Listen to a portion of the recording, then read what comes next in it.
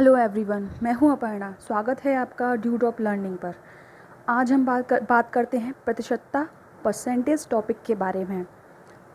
हम आज इसके कुछ टॉपिक कवर करेंगे, जैसे साधारण से दशमलव में चेंज करना और दशमलव से साधारण में चेंज करना। सेकंड नंबर, वृद्धि कमी वाले क्वेश्चंस, जिनमें पहले वृद्धि फिर कमी, फिर पहले कमी फिर वृद्धि, समान वृद्धि व समान कमी, असमान वृद्धि कमी, वृद्धि वृद्धि कमी कमी, इन सब पे बात करेंगे। सबसे पहले हम बात करते हैं साधारण को दशमलव में बदलना और दशमलव को साधारण में चेंज करना। इसमें सबसे पहले हम एक क्वेश्चन लेते हैं कि 35% को चेंज करिए साधारण भिन्न में।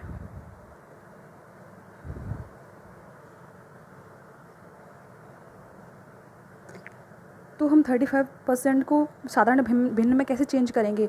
जब ये परसेंटेज वाला चिन्ह होता है तो इसे हटा करके 100 आता है अपॉन में। बेसिक से लेकर चलेंगे आगे तक, ताकि सबको अच्छे से समझ में आए। जिसे परसेंटेज पता भी ना हो उससे भी सारी चीज़ें क्लियर हों अच्छे से। तो 35 को 5 से डिवाइड करेंगे 7 बार, तो ये साधारण भिन्न आ गई इसकी 7/20। तो ये साधारण भिन्न का था। एक और एग्जाम्पल लेते हैं, जैसे 1/2। ये हमने साधारण परसेंटेज को बदला साधारण भिन्न में। अब इससे चेंज करते हैं तो देखिए यहाँ परसेंटेज हटाकर नीचे 100 लगाएंगे। इजी बनाने के लिए इसका पॉइंट हटाकर 2 जीरो लगा देते नीचे। ये तो हम सबको पता ही है बेसिक लेवल से कि 0.2 1 पॉइंट हो तो नीचे 1 10 आता है, 2 पॉइंट हो तो 3 पॉइंट हो तो 3 आते हैं, और 2 यहाँ पर हमने देखा ही था 2 लगाए हुए हैं।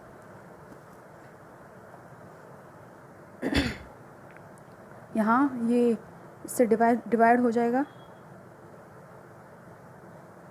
2 से डिवाइड करेंगे। ये तो साधारण भिन्न में चेंज हो गया। अब अगर यही हमें दशमलव में करना होता, दशमलव में तो ये था ही, अगर हमें साधारण भिन्न में हमने चेंज कर लिया है। अगर हम किसी भिन्न को और ज़्यादा टिपिकल दशमलव में करें, यानी कि ये तो प्रतिशत में है, प्रतिशत से हटाकर करें, तब क्या करेंगे? उसके लिए 0.20 अपॉन वही प्रोसेस, ये 2 जीरो हटाई। अब ये देखेंगे कि ये कितनी जीरो हैं, 1 2 3 4, उतने ही पॉइंट हम इसके बाद लगा देंगे, 1 2 3 4, यानी कि एक और जीरो की ज़रूरत है।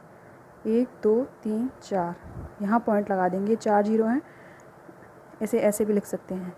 तो ये अभी साधारण में चेंज हो गई, यानी कि प्रतिशत को हमने हटा दिया, यहाँ से रिमूव कर दिया। नेक्स्ट बात करेंगे और क्वेश्चंस लेते हैं।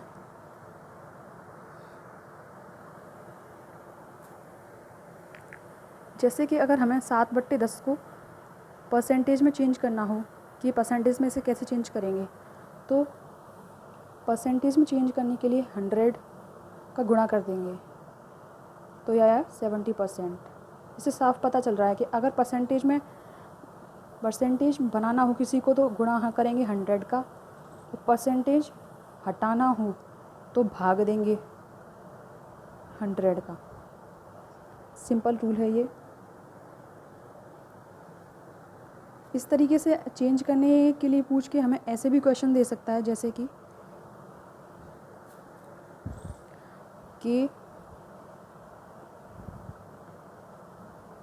लीना के 10 में से 7 नंबर आए, तो कितने प्रतिशत अंक उसने प्राप्त किए?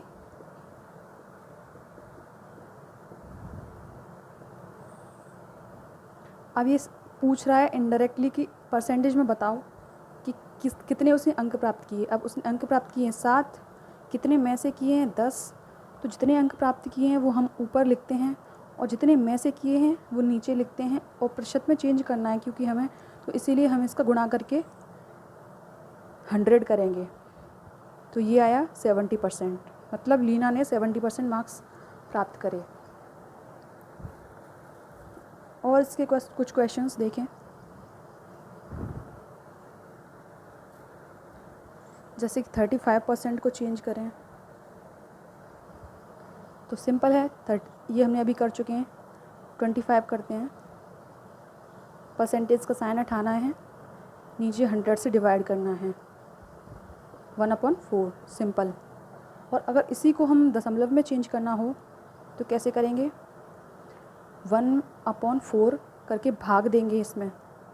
तो यानी कि 4 का 1 में भाग तो जाएगा नहीं, तो पॉइंट लगाएंगे, फिर 0 बढ़ाएंगे, 2 बार 8, शेष बचे 2, एक और 0 लगाएंगे क्योंकि पॉइंट के बाद हम कितनी भी 0 ले सकते हैं, 4 से 5 बार, तो 0.25 ये इसका दशमलव में आ जाता है।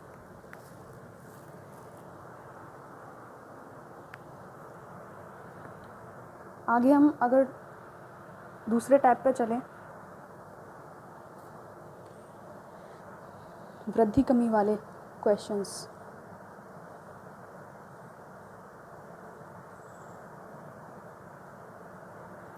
वृद्धि कमी वाले क्वेश्चंस की अगर हम बात करें तो वृद्धि कमी वाले क्वेश्चंस में सबसे पहले हम लेंगे फर्स्ट वाला, जो है पहले वृद्धि फिर कमी। तो इस तरह के क्वेश्चन ऐसे पूछे जाते हैं, जैसे कि सोने के मूल्य में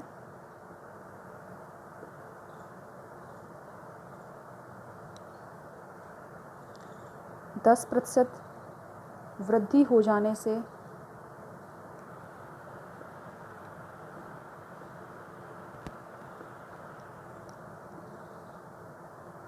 कोई व्यक्ति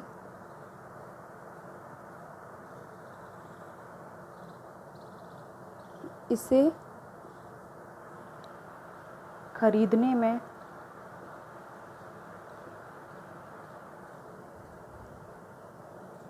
कितनी प्रतिशत कमी करे कि खर्चे में कोई परिवर्तन ना हो।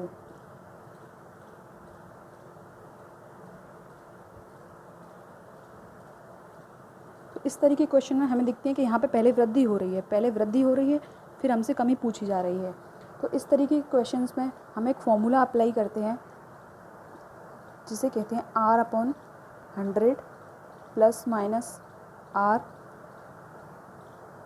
× 100।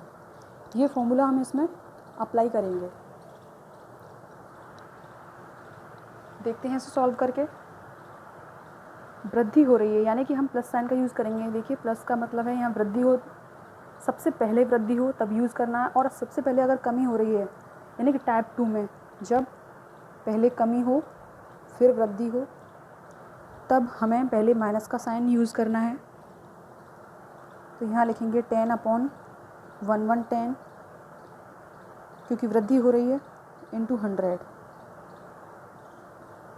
100/11, 11 से डिवाइड करेंगे 9 बार, 1 10 10, 11×99, एक शेष बचा /11। तो इतने प्रतिशत की कमी करनी होगी उसे अपने खरीदने में कि खर्चे में कोई परिवर्तन ना हो। इसके सेकंड टाइप का आप क्वेश्चन लेते हैं, यही फॉर्मूला अप्लाई होगा उसमें।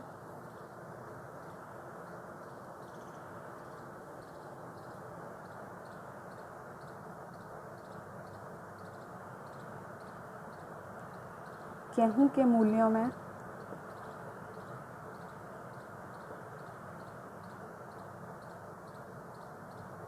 20% कमी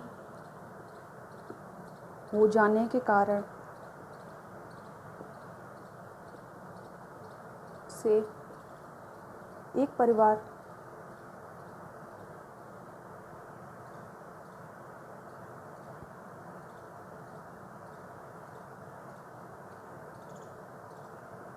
को इसकी खपत में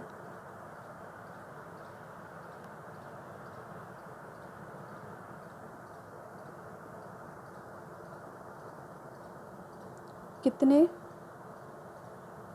प्रतिशत वृद्धि करनी चाहिए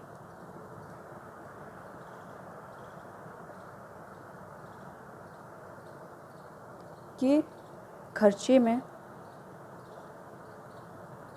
कोई परिवर्तन ना हो।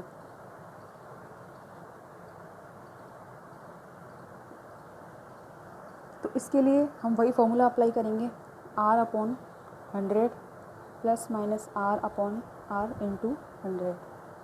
अब इसमें पहले कमी हो रही है, उसके बाद वृद्धि हमसे पूछी गई है, खर्चे में कोई परिवर्तन ना हो, इसके लिए ये काम किया जा रहा है। तो 20/100 माइनस 20 इंटू 100 इक्वल टू, इसे यहाँ लेते हैं साइड में, यहाँ सॉल्व करते हैं,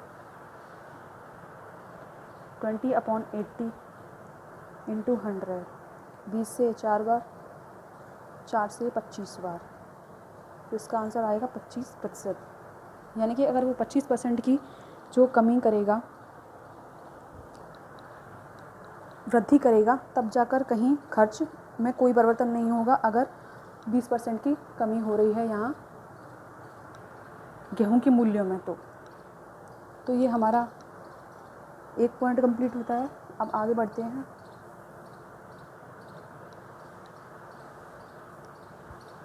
ये काफ़ी इम्पोर्टेंट पार्ट है, जिसमें से काफ़ी क्वेश्चंस पूछे जाते हैं, चाहे वो सीटेट हो, DSSB हो, KVS हो, रीट हो, यूपी टेट हो, चाहे MP टेट हो, चाहे सुपर टेट हो, सभी टेट एग्ज़ाम्स में ये चैप्टर इंक्लूड होता ही है।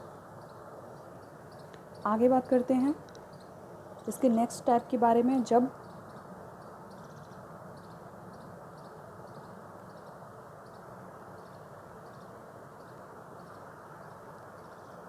समान वृद्धि व समान कमी हो।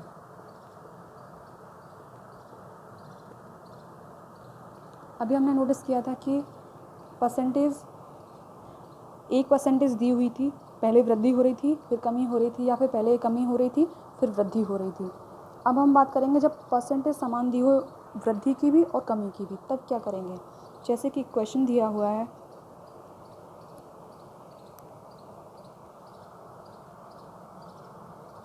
पीटर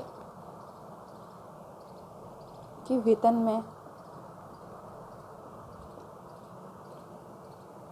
50% की कमी कर दी गई।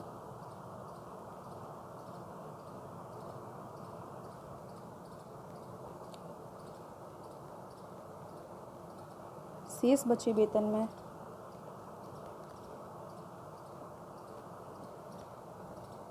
50% वृद्धि कर दी गई।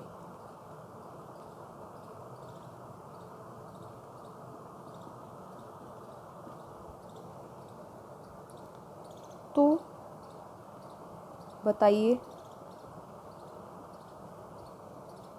कुल कितने प्रतिशत वृद्धि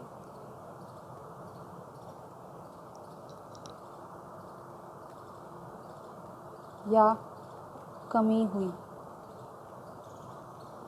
अब देखिए, इस तरीके के जो क्वेश्चंस हैं उनमें हमें ये ध्यान रखने की ज़रूरत है कि अगर समान वृद्धि हो रही है और समान ही कमी हो रही है, तो ऐसे केसेस में पॉइंट टू बी नोट करके लिख लीजिएगा कि हमेशा हमेशा हमेशा कमी ही होगी।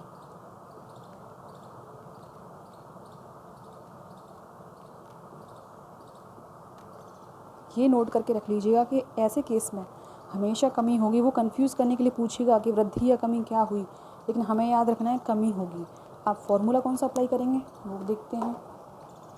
ऐसे केस में जब परसेंटेज समान दी हो तो हम अप्लाई करेंगे R/100। ये परसेंट का साइन क्योंकि हमें परसेंटेज में पूछा हुआ है, तो R क्योंकि R इक्वल है 50 यहाँ है 50 यहाँ है, 50 का whole square upon 100, 50 into 50 upon 100, 25% की कमी, हमेशा कमी होगी, 25% की कमी होगी। इसी का एक और क्वेश्चन लेके देखते हैं।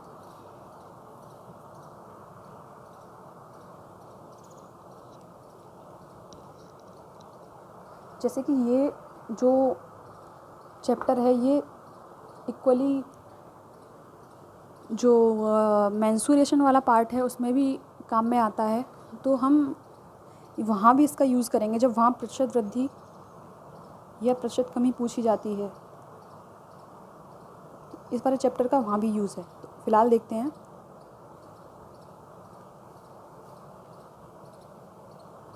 जैसे कि कहा गया है, पूरा क्वेश्चन नहीं लिख रही, आयत की लंबाई में 10% की वृद्धि बोला है और चौड़ाई में 10% की कमी बोला है। लेंथ में वृद्धि और विड्थ में कमी ये बोला है। तो सिंपली हमें कुछ नहीं करना, 10 स्क्वायर अपॉन 100, 10 इंटू 10 अपॉन 100। अब 0 नहीं आएगा इसका आंसर, याद रखना 1% आएगा।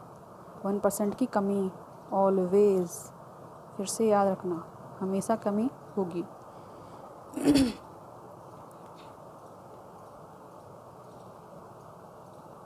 ठीक है, अब आगे बढ़ते हैं।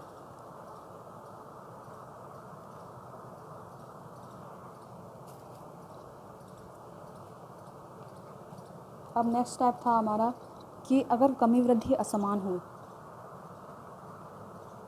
सेट 4 टाइप था, कमी वृद्धि असमान हो। कमी वृद्धि असमान हो उसके लिए हमें क्या करना है कि यहाँ परसेंटेज दिया जाएगा, कमी का भी वृद्धि का भी, जो कि इक्वल नहीं होगा। जैसे 10-10 नहीं होगा, 10-20 इस तरीके से होगा परसेंटेज। तो इससे क्वेश्चन मेंशुरेशन में जब परसेंटेज पूछा जाता है कि प्रतिशत वृद्धि क्षेत्रफल में ETC, इनमें काम में आता है। जैसे कि अभी लास्ट वाला ही हम क्वेश्चन लेते हैं कि आयत की जो लेंथ है उसमें 10% कि हम इंक्रीज़ कर रहे हैं इसको, और विड्थ जो है इसे 20% डिक्रीज़ कर रहे हैं।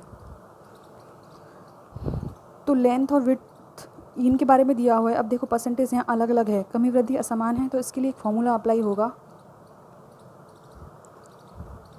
100 plus minus R, 100 plus minus R upon 100, ये फॉर्मूला अप्लाई होगा। और इस फॉर्मूले में अप्लाई करने के लिए पहले हमें मानना होगा कि माना आयत का हम जो भी मान रहे हैं कि उसकी जो यानी कि क्षेत्रफल में कम प्रतिशत कमी। अब इसमें क्या पूछेगा, एक मिनट देखिए, क्षेत्रफल में प्रतिशत कमी या वृद्धि बताइए क्या होगी। तो हमें ये मान लेना है कि 100 हमने पहले से माना हुआ है कि माना 100 कुछ है, जिसमें से अगर वृद्धि आएगी तो वृद्धि में से हम इसे घटाएंगे, और कमी आएगी तो कमी को हम इसमें से घटाएंगे। इस 100 को नहीं भूलना है, वरना क्वेश्चन 100% गलत होगा और ऑप्शन में दिया हुआ होगा बिना घटाए हुए ऑप्शन भी और घटाने के बाद भी। ठीक है, सॉल्व करते हैं आगे। जब यहाँ लेंथ में वृद्धि हो रही है तो 110 यहाँ आएगा, और यहाँ जब विड्थ में कमी हो रही है तो 100 - 20 इज़ इक्वल टू 80, तो यहाँ 100 आएगा। अब यहाँ 88 आया है, लेकिन ये हमारा आंसर नहीं है, जबकि ऑप्शन में ये दिया हुआ होगा, जो कि गलत कर देगा क्वेश्चन को। अब यहाँ देखना कि यहाँ कमी आ रही है, यानी कि कमी हम क्यों कह रहे हैं उसे, क्योंकि ये 100 से कम है, जो हमने पहले माना हुआ उससे कम है। तो यहाँ 100 - 88 यानी कि 12% की कमी आ रही है। ये हमारा आंसर हुआ। अगर इसी की जगह मान लो हम और कोई क्वेश्चन कर रहे होते और उसमें पूछा जाता, तो हमारा मान लो आंसर आता है 101, जो कि 100 से ज़्यादा है। तो हम 101 में से 100 घटाते तो 1% की यहाँ वृद्धि होती। ठीक है, क्लियर होगा अभी। तो इस तरीके से इसका आंसर आया 100 माइनस 88 इक्वल टू 12% कमी। क्लियर होगा। नेक्स्ट आगे बढ़ते हैं। अगले क्वेश्चन की तरफ चलें। तो अब हम बात करेंगे जब वृद्धि हो रही हो या कमी हो रही हो, यानी कि अभी तक हमने क्वेश्चंस में देखा था कि वृद्धि कमी हमें दोनों दिखाई दे रही थी क्वेश्चंस में, लेकिन अब अगर क्वेश्चन में केवल वृद्धि हो कि इतने की वृद्धि हो रही है, इतने की वृद्धि कर दी जाए तो कितनी वृद्धि या कमी होगी, उसी तरीके से इतने की कमी हो रही है तो इतने की कमी कर दी जाए तो कितने की कमी या वृद्धि होगी। तो इस तरीके के क्वेश्चंस हम सॉल्व देखते हैं, करने के लिए आगे बढ़ते हैं। तो एक क्वेश्चन लेते हैं यहाँ पर कि मान लो कि आयत वाला क्वेश्चन ही लेते हैं, सिंपली रहेगा समझने के लिए, कि लंबाई में मान लो 25% का वृद्धि हो रही है और चौड़ाई में 20% की कमी हो रही है। ठीक है, सॉरी, वन से मिनट। हम वृद्धि कमी वाले क्वेश्चन ले रहे हैं। तो लंबाई में 10% की इंक्रीज़मेंट लेते हैं और चौड़ाई में भी 10% की इंक्रीज़मेंट लेते हैं। अब इससे यहाँ कोई मतलब नहीं है कि ये दोनों इक्वल लिए हैं।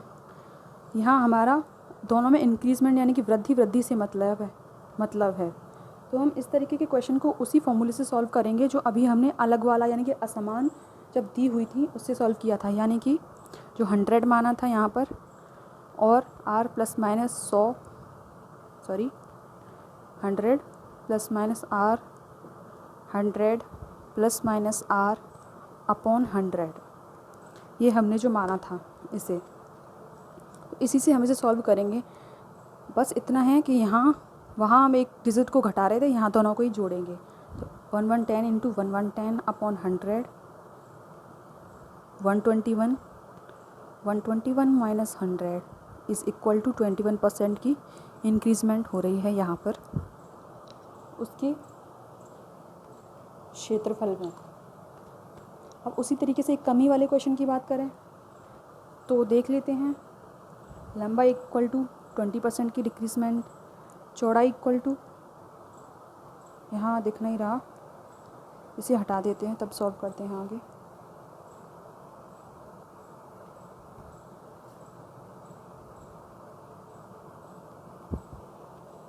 यहाँ देखेंगे लंबाई इज़ इक्वल टू 20% की डिक्रीज़मेंट, चौड़ाई इज़ इक्वल टू 20% की यहाँ भी डिक्रीज़मेंट। तो यहाँ 20 हटाया जा रहा है इसमें से, तो 80 और अपॉन 100 64, जैसा कि पहले बताया था 36% की डिक्रीज़मेंट यानी कि कमी यहाँ हमें प्राप्त हो रही है। तो आज हमने सिंपली बात करी थी परसेंटेज के कुछ टॉपिक के बारे में, जिसमें कि हमने कुछ क्वेश्चन सॉल्व किया। हाँ, एक तरीके के क्वेश्चन और इसमें देखते हैं जो कि अपवाद आप जिन्हें कह सकते हैं या फिर जिनके बारे में ध्यान रखना बहुत ज़्यादा ज़रूरी है। उससे पहले इन्हीं जो क्वेश्चन कराए हैं उनमें से एक टाइप का क्वेश्चन लेते हैं।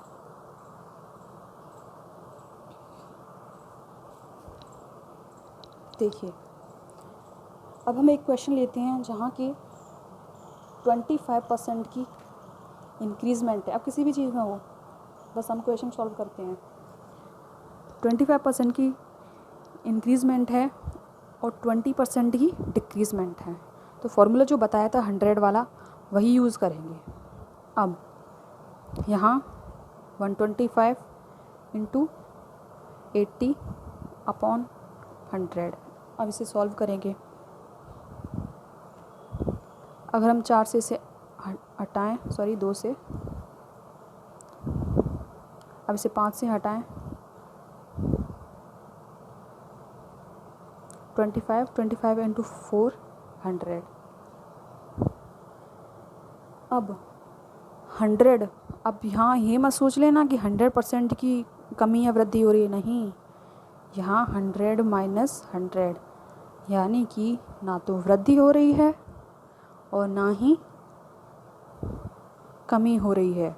इस तरीके के क्वेश्चंस में, इस तरह के क्वेश्चंस भी एग्ज़ाम में पूछ लिए जाते हैं। अब एक एक्सेप्शन जैसा क्वेश्चन है, वहाँ बढ़ते हैं।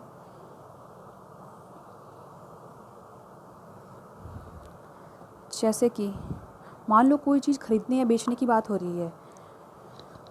जैसे कि हम एक क्वेश्चन लेते हैं कि हेनरी ने अपनी वैन, अपनी दो वैनों को दो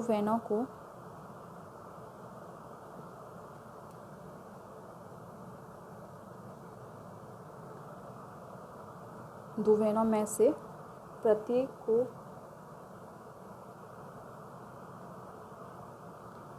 800 रुपये में बेचा।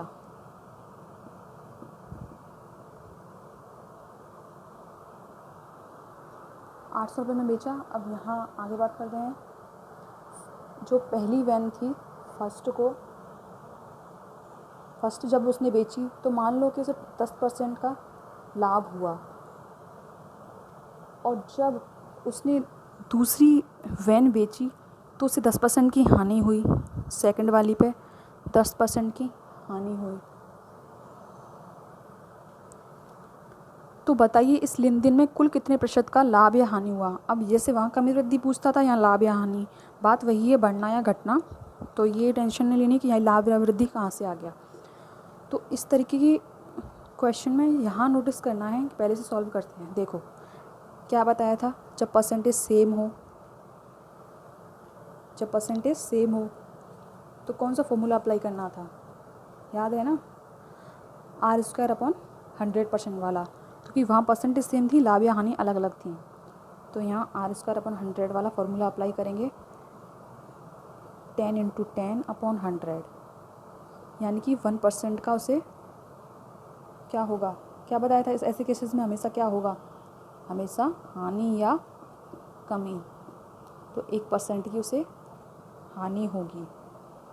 क्लियर है।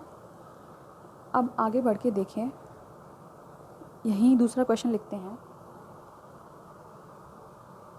दूसरा क्वेश्चन है,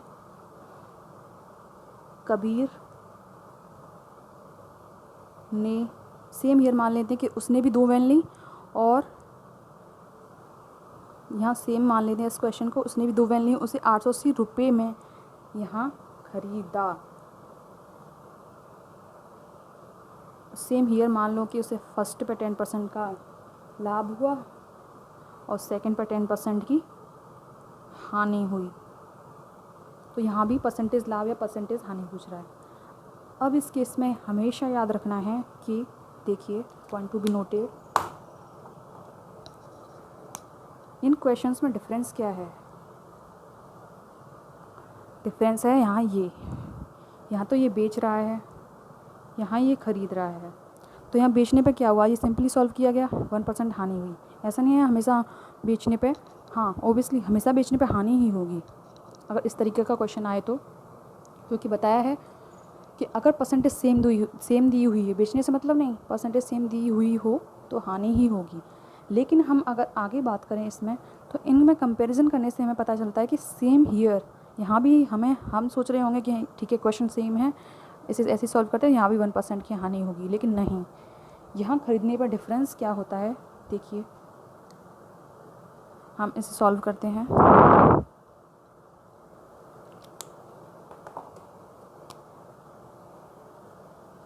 यहाँ मान लो 800 की जगह 1000 ले लेते हैं।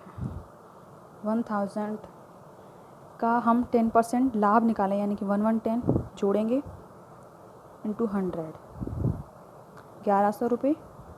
अब यहाँ 10% की हानि, यानी कि 1000 पे 90/100, यानी कि 900। क्लियर है। यहाँ 900 या 1100 अब एक चीज़ देखनी है कि हमने यहाँ प्रत्येक को बेचा था, यानी कि प्रत्येक 1000 में बेची है, तो 2 कितने में बेची होंगी? 2000 में। और ये बेचने के बाद की बात है, तो यहाँ इनको ऐड करें 1100, ये दिखाई नहीं दे रहा होगा, तो 1100 प्लस यहाँ ये 900 इसमें ऐड करें तो कितना आ रहा है? 2000। और जब ख़रीदी थी उसने पहले प्रत्येक को 1000 रुपये में, जब उसने ख़रीदा तो उसने 1000 प्रत्येक को ख़रीदा, यानी कि दोनों उसने 2000 की ख़रीदी। और जब उसने इन्हें लेन देन किया इनका, यानी कि फर्स्ट पे तो उसने 10% लाभ कमाया, यानी कि बेचा ही तो तभी तो लाभ मिलेगा, और 10% इस पे हानि कमाई। तो इस केस में न तो उसे लाभ हुआ न उसे हानि हुई। पॉइंट टू बी नोटेड, न तो उसे लाभ हुआ न तो उसे हानि हुई, क्योंकि यहाँ उसने ख़रीदा भी 2000 में था, और उसने जब बेचा तो टोटल उसे पैसे भी 2000 ही मिले। तो इस केस में हमेशा याद रखना है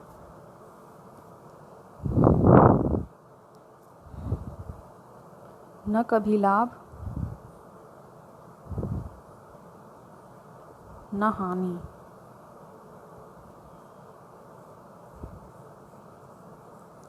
ये खरीदने वाले केस में न कभी लाभ होगा न कभी हानि होगी। खरीदना यानी कि अगर यहाँ क्रय मूल्य दिया हुआ हो, खरीदने की जगह वो आपको क्रय मूल्य भी दे सकता है, एक ही बात है, और बेचने की जगह विक्रय मूल्य भी दे सकता है। यानी कि विक्रय मूल्य दिया हुआ हो तो कोई फ़र्क नहीं पड़ेगा, लेकिन अगर उसने क्रय मूल्य दिया है तो न तो कभी लाभ होगा ना कभी हानि होगी। ये हम क्वेश्चन को बिना सॉल्व करे भी ऑप्शन पर टिक करके लगा सकते हैं इस केस में।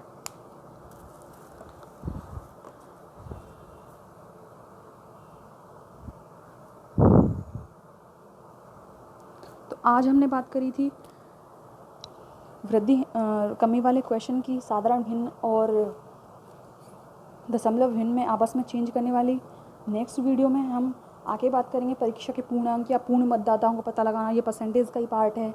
जनसंख्या या वस्तु का मूल्य पता लगाना, किसी सब्जेक्ट में फेल या पास करने वाले क्वेश्चन, पानी में नमक या चीनी मिलाने वाले क्वेश्चन, या फिर कोई अपनी प्रॉपर्टी बेच देता है और फिर उसे उतने में ख़रीदता है, उस तरीके के क्वेश्चन हैं। काफ़ी तरीके के अच्छे क्वेश्चन हमारे आगे सॉल्व करेंगे, इस पूरे कॉन्सेप्ट को क्लियर करेंगे। तो अगर ये वीडियो आपको अच्छे से समझ में आ रहा है तो इसे ज़्यादा से ज़्यादा शेयर कीजिए और अच्छे से वीडियो को देखिए, लगातार जुड़े रहिए। अगर आपको पूरी नॉलेज चाहिए टॉपिक की तो कंटिन्यू जो वीडियोस आ रही हैं उनको देखिए। मिलते हैं अगले वीडियो में, तब तक के लिए नमस्कार, जय हिंद, जय भारत, और हाँ, सब्सक्राइब करना मत भूलना। Thank you so much.